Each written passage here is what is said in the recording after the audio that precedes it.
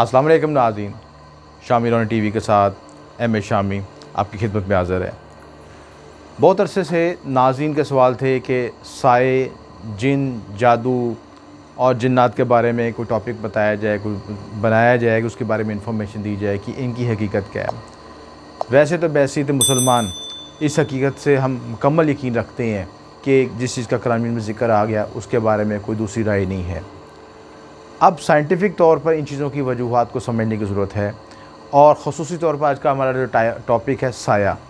साया क्या होता है, इसकी अमली हकीकत क्या है, इसका असरात किस तरह होते हैं, वैदिक नजूम में इसको किस तरह देखा जाता है और आम जो आमलीन हैं साया को किस तरह तजवीज़ करते हैं, तशख़ीस करते हैं। इन तमाम सवालों के जवाब होंगे और प्लस उसके बाद कि ये इसकी रेमेडीज़ क्या होंगी, इसका रूहानी इलाज क्या होगा।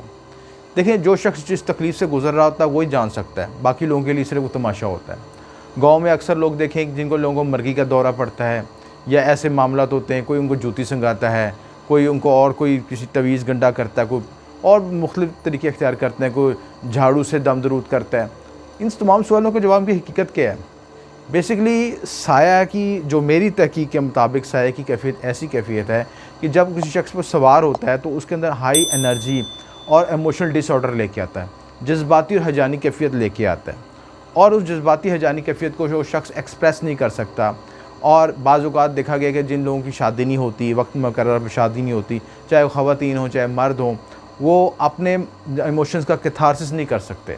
उसकी वजह से उनमें ऐसी कैफियतें हजानी कैफियतें पैदा होती हैं। बाद लोगों को आपके कारोबार में नुकसान, दिमागी दबाव, ज़हनी स्ट्रेस, डिप्रेशन, परेशानी और उस नेगेटिव एनर्जी का फिर इफ़ेक्ट क्या होता है, घर में लड़ाई झगड़ा। बिला वजह ऐसे लोगों को देखा गया कि वो बिला वजह घर में गुस्सा, शिद्दत पसंदी का मुज़ाहरा करते हैं, बाज़ का तशद्दुद करते हैं, चीज़ों को तोड़ते हैं, ख़राब करते हैं, मारपीट, दूसरे ऐसे मामला, घरेलू मामला करते हैं। और जब कहते हैं कि लोग कहते हैं कि इस पर साया आ गया।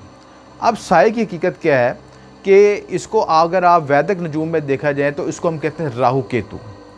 राहु केतु एक शेडो प्लैनेट्स हैं जो कि किसी के जायचे में जब आपके पहले 7वें, चौथे, 10वें घर में आएँ तो नेगेटिव एनर्जी का इफ़ेक्ट देते हैं। ख़ुसूसन उस हालत में कि अगर वो नेगेटिव घर में बैठे हों, नेगेटिव नक्षत्र में बैठे हों, मनफी नक्षत्र में बैठे हों या मनफी नज़रात का शिकार हों, तो ऐसी हालत में उनमें एग्रेशन और हाईली इंटेंसिटी एनर्जी पैदा हो जाती है। उस शख्स के अंदर वो बेचैन हो जाता है, डिस्टर्ब हो जाता है, उसको मनफी ख्यालात आते हैं, मनफी जिनसी ख्यालात आते हैं, बेचैन रहता है, गलत कामों की तरफ उसका ज़हन तवज्जो चाहती है और नतीजे में क्या होता है, बाज़ औक़ात बुरी सोसाइटी का भी शिकार होता है क्योंकि उसकी एनर्जी को चैनलाइज नहीं किया जाता, उसकी एनर्जी को समझा नहीं जाता या वो अपनी एनर्जी को समझ नहीं पाता कि किस तरह उसको एनर्जी को बैलेंस किया जाए। और अगर उस एनर्जी को बैलेंस कर दिया जाए तो उसके मामला में बेहतरी आ सकती है। यही मामला हम अजायचे में तज़किया करते हैं कि किस घर में उसके राहु केतु की पोजीशन बैठी है। राहु केतु हैं क्या? बेसिकली ये मून के नोड्स हैं। ये नोड्स हैं साउथ नोड और आपका नॉर्थ नोड, यानी राहु और केतु। अब ये इन नोड्स जब किसी जायचे में बैठते हैं, नेगेटिव हालत में बैठते हैं, तो उस शख्स के जो है 6 घरों को डिस्टर्ब करते हैं। जायचे के जैसे पता आपको मालूम है 12 घर होते हैं, 12 घरों में से 6 घरों को डिस्टर्ब करते हैं। यानी इनकी 3 नज़रात होती हैं, 5वीं, 7वीं और 9वीं। यानी 3 घर राहु ने डिस्टर्ब किए और 3 घर केतु ने डिस्टर्ब किए। तो मजमूई तौर पर जो उनकी ज़द में जो दूसरे प्लैनेट्स आएंगे उन पर इफेक्ट आएगा, या जो प्लैनेट इनको देखेंगे या इनके साथ कॉन्जैक्ट करेंगे, इनके साथ मिलेंगे, इन पर इस्पेक्ट डालेंगे, उसके असरात भी आएंगे।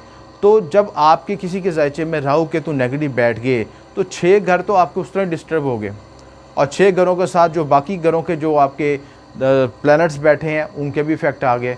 तो पूरी कुंडली डिस्टर्ब हो गई, मेंटली, फिजिकली, इमोशनली तौर पर बंदा डिस्टर्ब हो गया। उसको समझ नहीं आएगी कि अपने मामला तो किस तरह हैंडल करें। हजानी कैफियतें पैदा होंगी, बेचैनी की कैफियत पैदा होगी, इंतशारी कैफियत पैदा होगी, कारोबार में नुकसान होगा, लॉसेस होंगे, घरेलू नाचाती लड़ाई झगड़े, परेशानियाँ, बीमारियाँ, यानी हर लिहाज से ज़िंदगी का कोई भी फेज़ देखें, जिस घर पे इफ़ेक्ट आएगा उसके नेगेटिव इफ़ेक्ट आएंगे। अब इन मामला से हमने बचना किस तरह है, इसकी हम रेमेडीज़ क्या करनी है, इन चीज़ों किस तरह। पहले इसके लिए ज़रूरी है कि राहु केतु की कुछ आपके कॉन्सेप्ट को क्लियर होना चाहिए। राहु केतु शेडो प्लैनेट्स होते हैं और इसको साया ग्रह भी कहते हैं। ये एक दूसरे से 180 डिग्री ऑपोजिट होते हैं और ये फिज़िकल प्लैनेट नहीं है, ये साए हैं। और साए की वजह से आप ऐसे देखें, किसी साए को हम आगे पीछे नहीं कर सकते, किसी चीज़ को, बाकी किसी फिज़िकल चीज़ को तो हम उठा के आगे पीछे कर सकते हैं, लेकिन जो साए की हालत में उसको हम किस तरह कंट्रोल करेंगे, और उसको कंट्रोल करना सबसे ज़्यादा मुश्किल है।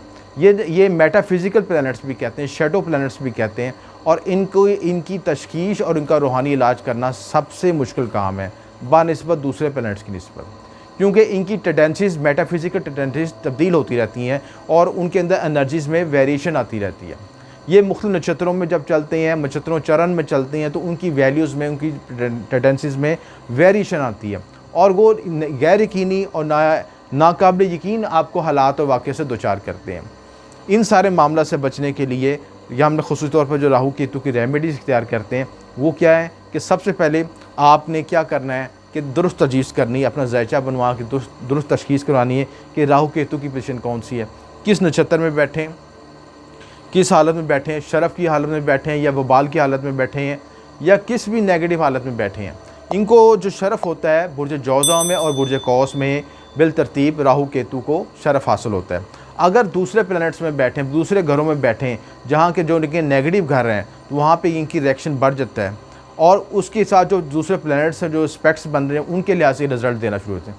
अगर अच्छे प्लैनेट्स बैठे होंगे तो उनके असरात ये जज़ब कर लेंगे और उसके मुताबिक रिज़ल्ट देना शुरू कर दें। अगर बुरे प्लैनेट्स बैठे होंगे तो उनके मुताबिक मनफी रिज़ल्ट देना शुरू कर देंगे। इसी तरह ये जो अगर इनके जायचे में अगर आपको पता चल गया, दुष्ट तशख़ीस होगी कि राहु केतु की नेगेटिव एनर्जी आपको हिट कर रही है, तो आपको ख़ुसूसी तौर पर रेमेडीज़ करनी चाहिए।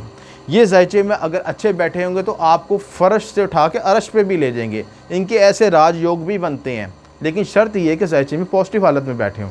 नेगेटिव हालत में बैठने से आपको फ़र्श से उठा के नीचे फ़र्श पे भी ले आएंगे। इनकी राहु की जो दशा होती है 18 साल की दशा होती है और केतु की 7 साल की दशा होती है। दोनों हालतों में ख़ुसूसी तौर पर तज़किया करना ज़रूरी होता है। ज़ायचे में ये पूरी एनालिसिस करने के बाद ये किस नक्षत्र में, किस घर में, किस ज़ोडिक साइन में, किस एलिमेंट में बैठे हैं, किस आपके फायर साइन में बैठे हैं, अर्थ साइन में बैठे हैं, एयर साइन में बैठे हैं, कहाँ पर बैठे हैं, और उनका रिज़ल्ट क्या आएगा। अक्सर लोग राहु केतु की इस वजह से डर जाते हैं, लेकिन डरने की ज़रूरत नहीं है। अगर आपको पूरा अच्छी तरह तज़किया करने के बाद इनका रिज़ल्ट निकाला जाए तो आप इनकी नेगेटिव एनर्जीज़ को काफ़ी हद तक कंट्रोल भी कर सकते हैं और बैलेंस भी कर सकते हैं। तो इन मामला से बचने के लिए रेमेडीज़ क्या करनी है आपने।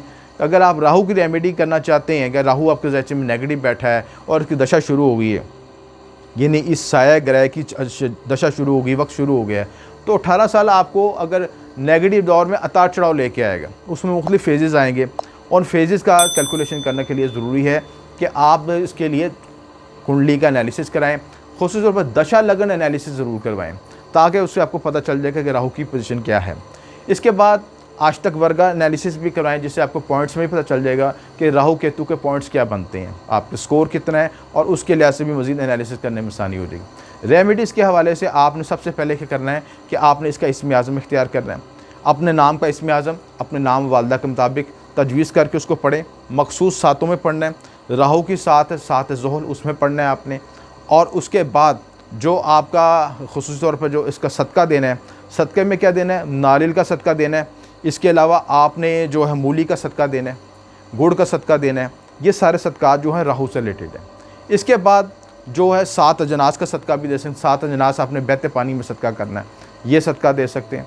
मुबारक नगीना इसका गाँव मैदे का होता है। इसके अलावा आप ज़ुमरत भी पहन सकते हैं। ये जायचे को तशख़ीस करने के बाद पता चलेगा एग्जैक्ट इसका स्टोन है, वो पहने ज़रूर। गाँव मैदे पहने से इसकी नेगेटिव एनर्जी रिड्यूस हो जाएगी और ये बैलेंस हो जाएगा। उसके बाद मज़ीद इसके लिए आप क्या कर सकते हैं कि आप इसका ख़ुसूसी तौर पे इसका यंत्र बनाया जाता है। यंत्र का मतलब ख़ुसूसी तिलिस्म बनाया जाता है। तो राहु का तिलिस्म पहने, गले में पहने या अपने पॉकेट में रखें या बाजू पे बांधें। तो जब भी आपकी नेगेटिव एनर्जी हिट होगी तो वो इससे रिपेल हो जाएगी और वापस हो जाएगी।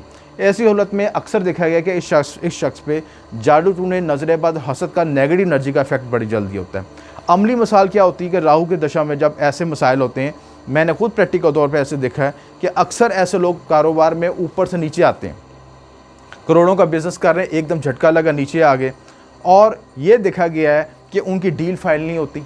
मिसाल के तौर पर आप कारोबार करने लगे, कोई प्लॉट बेचना, प्रॉपर्टी डीलर है, कोई प्रॉपर्टी से रिलेटेड काम कर रहा है, एंड टाइम पे कस्टमर अपने पैसे उठा के ले जाएगा, एडवांस ले जाएगा, वापस ले जाएगा। ऐसे मुहरक़ात पैदा होंगे। शादी के मामला होंगे तो एंड टाइम पे लड़की का रिश्ता टूट सकता है, निकाह टूट सकता है, और यानी जब चीज़ें सब कुछ फाइनल हो जाएं तो राहु पलटी खा सकता है और एंड टाइम पे सब कुछ आपका नेगेटिव हो सकता है। तो इतनी ख़तरनाक चीज़ है। बाकी रिज़ल्ट ज़ोल के या मार्स के रिज़ल्ट आस्ता आस्ता आते हैं, फिक्स रिज़ल्ट होते हैं। इसके वेरिएबल रिज़ल्ट हैं, गैर यकीनी रिज़ल्ट आते हैं और अचानक तौर पे आपको अरूज पे भी लेके जा सकता है और वो अचानक आप पे ऊपर से उठा के नीचे भी फेंक सकता है। तो राहु केतु की टेंडेंसी सबसे ज़्यादा ख़तरनाक है। इसके बाद आपने जो है राहु का सदका दें, राहु का इसमें आज़म पढ़ें और मज़ूर अफराद की ज़्यादा हेल्प ज़रूर करें। ये रेमेडी इसके लिए इम्पोर्टेंट है। और किसी के दौरान अगर आप इस दौरान चीटिंग करते हैं या ब्लफिंग करते हैं या कोई नशा अख्तियार करते हैं, कोई भी मनफी मामला अख्तियार करते हैं, इलीगल एक्टिविटी करते हैं, तो ये अपनी शिद्दत को बढ़ा देगा, इंटेंसिटी को बढ़ा देगा। तो इन चीज़ों से बचने की ज़रूरत है। अब केतु की तरफ आते हैं। केतु के लिए रेमेडीज़ क्या करनी है कि केतु के लिहाज से भी अपने इसमें आज़म इस्तखराज कराएँ, उसका तलिस्म पहने, केतु का ख़ुसूसी तौर पर तलिस्म बनाया जाता है, और इसका नगीना कैट्स आई इसको इस्तेमाल करें। कैट्स आई के साथ आपने क्या करना है, केतु को सदक़ात दें, गुड़ का सदका दें, 7 अजनास का सदका दें और काले कंबल का सदका जिसमें काले और सफ़ेद रंग की डब्बियाँ बनी होती हैं उसका सदका दें। इसके अलावा आप ये कर सकते हैं मज़ूर अफराद की हेल्प करें, नबीना अफराद, क्योंकि केतु का जो है ये धड़ है, ये इसके ऊपर सर नहीं है, तो इसको नज़र कुछ नहीं आती, ब्लाइंड है। यानी इसकी तशबीह ये दी गई है कि ऐसा ग्रह कि जिसके हाथ में तलवार है और ये हर चीज़ को स्लाइस कर देता है। इसमें बचने के लिए ज़रूरी है कि आप जितने मज़ूर अफराद खुसून जो उनको नज़र नहीं आता, जो ब्लाइंड अफराद हैं, उनकी हेल्प करें। चूंटियों को खाना डालें, चूंटियों को, हशरात को खाना डालें। तो ये सारी इसकी रेमेडीज़ हैं। इन रेमेडीज़ को करने से, इनके स्टोन पहनने से, इनके तलिस्मा इस्तेमाल करने से इनकी नेगेटिव एनर्जी को हम बैलेंस कर सकते हैं। तो ये बुनियादी खुलासा था राहु केतु के मुतालिक। आपका कोई सवाल हो तो अपना नीचे कमेंट्स में ज़रूर ज़ाहिर कीजिएगा। आपका बहुत शुक्रिया। M A Shami Naqshbandi.